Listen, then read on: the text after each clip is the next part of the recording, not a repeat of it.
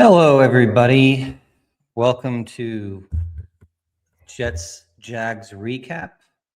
I hope you're enjoying the channel. We are over 50 subscribers, which is awesome, in just less than 2 weeks. Please click like and subscribe, and we'll keep giving you the best content we can. So let's talk about today. The Jets lose 48-20. They, this is the stage of the season where the games don't really matter that much. Obviously, I've talked about this before, but you'd like to see an effort that is better than what we saw today on defense. Guys are just wide open. Tackling effort is poor, and it's just there's not a lot of takeaways from this game. I guess we can talk a little bit. Let's start with Brady Cook. Brady Cook, 20 for 32, 176 yards, 1 touchdown, 3 picks. I'd say the last pick was more on Arian Smith than it was on him, just from the effort perspective. Again, look, I get that we as a fan base are starving for somebody to be the savior. And I think that's actually a really bad word, but someone who's going to come in at quarterback and change the direction of where this franchise has been going for the last 15 years. And so every time a new quarterback gets under center, we as fans have a tendency to get very hopeful. Or sometimes hopeless, depending upon who it is. Like, I think a lot of people going into this year when Justin Fields was the starter that we acquired, most people said, it's worth a dart throw, but we didn't expect much. There was a few, especially the Justin Fields truthers, who thought he was going to just prove everybody wrong, but he just proved to everybody that he's nothing more than a backup. Tyrod Taylor is who Tyrod Taylor is. Probably a QB3 at this stage in his career, savvy veteran who just can't stay on the field. Brady Cook, undrafted rookie free agent. That to me is right there. We should be looking at it from the right lens when it comes to a guy like Brady Cook. I think he should start the rest of the season. We're not looking at Brady. You should not look at Brady Cook as kid from Missouri who went undrafted, was overlooked by 31 other teams in the draft. Actually, all 32, because it just didn't draft him. And that Darren Muji has this, amazing, uncanny ability to find the diamond in the rough, and he's going to become, a 10-year starter for the New York Jets. And it sounds crazy as I say that, but there are plenty of people who want that. And it's great to want and hope, but wanting and hoping is not a strategy. And the reality of it is go in with your eyes wide open. Go in understanding Brady Cook, undrafted rookie free agent, getting a start, hopefully 3 more, gets an opportunity to prove that he can be part of the 2026 Jets. And in that capacity, it would be a QB2 or QB3, at least be in the room. If he's able to accomplish that, I don't really think people understand how massive a win that is for someone like him. There's tons of QB2s in this league who are all drafted players. You don't see many undrafted rookies stick and get longevity in this league. So if he can just develop into a guy who's a capable backup and spot start here and there, then that would be an absolute home run. And Muji would be a genius for finding him as an undrafted free agent. Maybe not genius, but it would go really well on his resume. So what did we see from Cook today? We saw a confident kid, and that's not surprising. He's been confident. He was confident last week. He's not afraid to throw the football down the field. He makes some bad decisions and bad reads occasionally on an out pass. On the out routes, you saw he was a little inaccurate on some of the throws. The interception and the touchdown in the end zone, I'm not really sure what he saw there. But, he's got a nice arm, plenty of zip on the ball. He's mobile enough. He's not physically impressive. He's a smaller guy. But But, he commanded the huddle well. And for the most part, I would say today was a win when you look at Brady Cook. He did some nice stuff. If you look at it in the lens of can he be a guy in the QB room next year, the answer is yes. If you were hoping he'd become the next starter, then you're going to be disappointed in what you saw from him.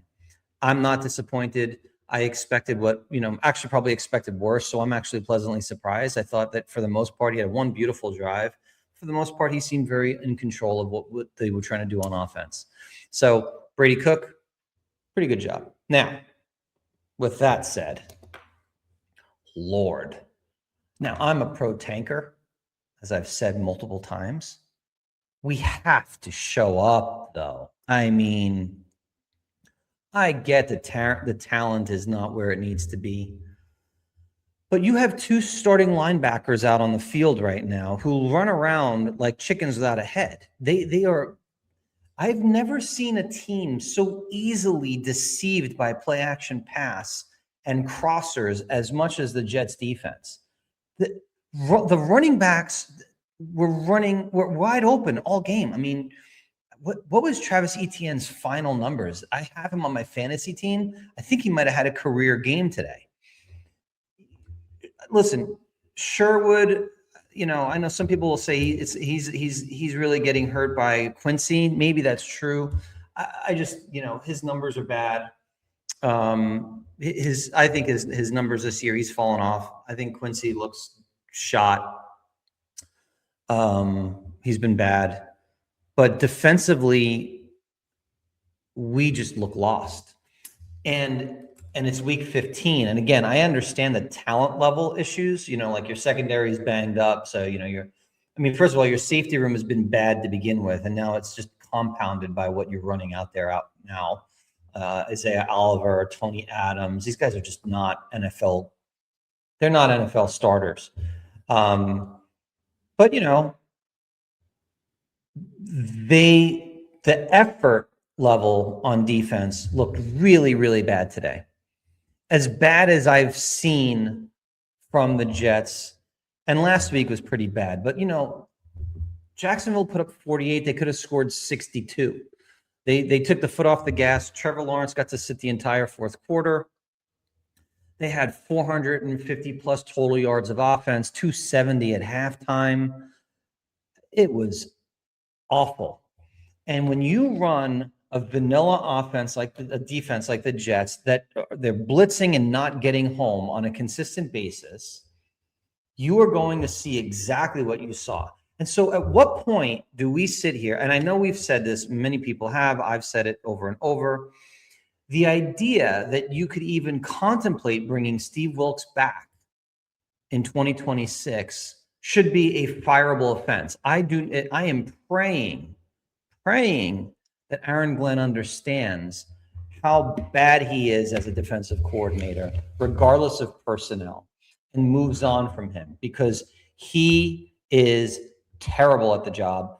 It didn't work. It was a good idea at the time, bringing in an experienced guy who might give you a veteran voice in the room, but his defense seems outdated. He doesn't make adjustments. The personnel doesn't look like it fits what they're trying to do. Every single reason to move on from Steve Wilks can be listed in multiple bullet points. He needs to go. He's not good at the job. Go find an innovative defensive coordinator who's going to scheme things and make you have a competitive advantage based on coaching and not just having to have the best talent. Because I'm telling you right now, the Jets aren't going to be able to fix this roster in one offseason. So the talent level next year is not going to suddenly be, A level. But if you have good scheming and you play defense according to the personnel you have on the roster, you can be competent. And right now the Jets are nothing. They are not competent. They are the furthest thing from competent. They're actually incompetent. And so with that, right, what does that overall mean, for this team going forward? They're not going to, listen, I know people think they have a shot against New Orleans, and I'm about to watch that game right after I film this, because that's a very important game for the Jets in the Tankathon standings. I'll talk about that in a minute. I don't see the Jets going into New Orleans and beating them. I just don't. Like, what do they do good on defense that makes you feel okay about them being able to stop anyone? You know, they're not that good. They're not good. They're not good at all. So, and Buffalo went to New England today and beat New England, and New England put up a bunch of points on Buffalo. That was a good game, right? Those two teams aren't going to lose. They're going to be in a battle to the end. So the Jets are going to get their doors blown off in those last two games. So I think the Jets are going to finish 3-14, 2 games worse than last year. And what's crazy is there's so many bad teams in football. It may not get them the number 1 draft pick. It may not get them in the top 3. And so what does that mean? It just, they may have, you know, they're in a really tough spot. And we got to sit here as fans and hope that there's things that happen that maybe can change where they finish in the overall drafting position. You want them to finish top 3. If they're not in the top 3, wanting to move up for a quarterback is going to cost probably more than most of us would want. And if the Raiders finish at number 1, you probably can forget it unless Dante Moore decides to declare, which would be very good for the Jets, because if Dante Moore declares, you know, maybe to me, he's my number 2. So I wouldn't be unhappy if we were able to grab him. I want Mendoza, but like they're 1A and 1B to me. The more guys in the draft, the better for the Jets. So, you know, today, positive for the pro tankers, but I'll be honest, I don't like watching football like that. Like, I want them to lose, but I want it to be fun and competitive, and I didn't see that. I just saw a team that just got their butts kicked. Around the league, and it's funny, I want to talk through some of this stuff because, you know, I did make picks last week, and we'll give you a little bit of an update on where we are on the pick side. But let's see what we had here. The Bills came back from a multi-score deficit and beat the Patriots 35-31. I had the Bills winning that game, so there's a win for me. Take that one. The Ravens shut out the Bengals, which I was shocked by. I had the Bengals in that game, so there's a loss. The Chargers, I had them getting 5.5. They were one of my best bets, and they won. So 16-13 Chargers. So yay me again. What else we have here? The Cardinals lost 40-20 to the Texans. I was taking the points, so that's a loss from the Cards. Browns, Bears destroyed the Browns. They looked like a completely given up football team, 31-3. I had taken the points on the Browns. That serves me right. There's a loss on that one. The Commanders beat the Giants. I had thought that was kind of a toss-up game. I took the Commanders getting 2.5. Commanders winning that game is very helpful for the Jets. And I'll go through that in a minute. And then we had the Eagles completely curb stomped the Raiders, who did not show up, 31-0. And in that game, we had, what did we take? We took the Eagles. So in the early stage games, let's see. Oh, and I had the Jags minus 13.5. So 1, 2, 3, 4, 5. All right, I went 5-3 on the first portion of the day, and in my best bets, only one of the 4, the Chargers, did cover and win actually outright, which is what I kind of said. I thought that line was silly. So I'm 1-0 on my Fury 4, which is great.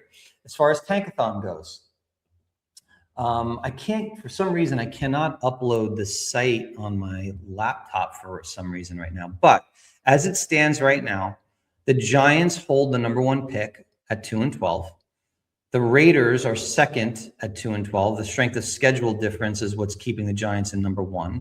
Tennessee's playing now. They're going to lose because they're playing the Niners at the Niners. So your first 3 will be Giants, Raiders, and Tennessee. Cleveland sits in the 4 spot. And then you get the Jets currently sitting at 5.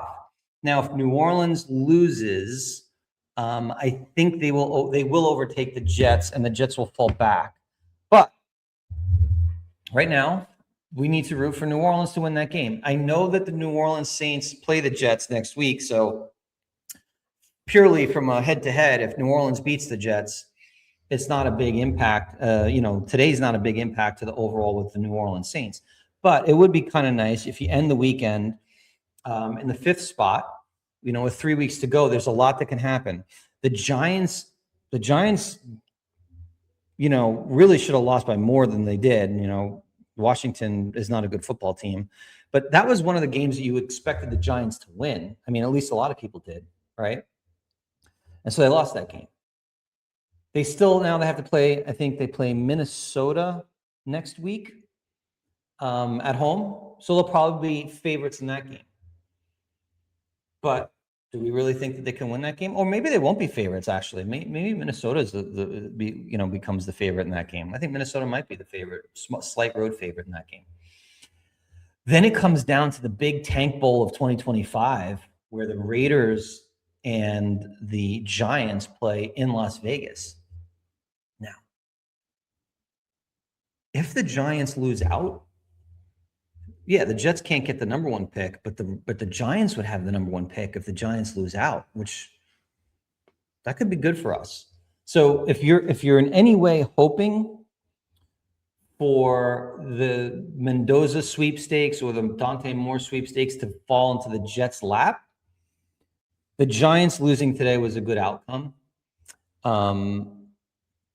I mean, you'd love to see Tennessee pull off some crazy upset against the Niners, but let's be honest, that's not happening, right? I mean, do we have any scores yet in the games? Let's see. We got, it's 4:30 East Coast time right now.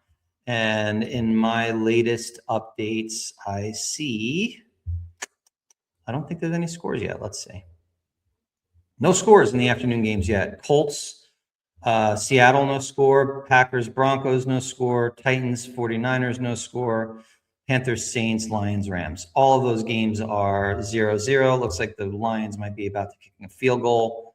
So, afternoon games of interest for us. We want the Colts to lose, and we want the Saints to win. And if those things can happen, Jets will be in the 5th slot in Tankathon, and the Indy pick will improve as well. So we're in a stretch run of 3 games that every one of these games will feel like they're 5 hours long. I certainly couldn't believe when I looked at the clock that there still was a whole 4th quarter to play. But that's where we are at this point with this team. I'll listen to the Aaron Glenn presser in a minute here, and I'll be back in the early part of next week and give some thoughts. And we'll do a final review of my Fiore 4. I have for the remainder of today, I have the Broncos plus 2.5, Rams -6, Saints plus 2.5. I'm 1-0. Let's see if I can pull out at least 2 of these remaining 3 and finish with a winning record in my first week of doing picks. Anyway, thank you guys. I hope all is well. Have a great remainder of your Sunday, and I'd love to say go Jets, but go Saints. Talk to you later. Bye.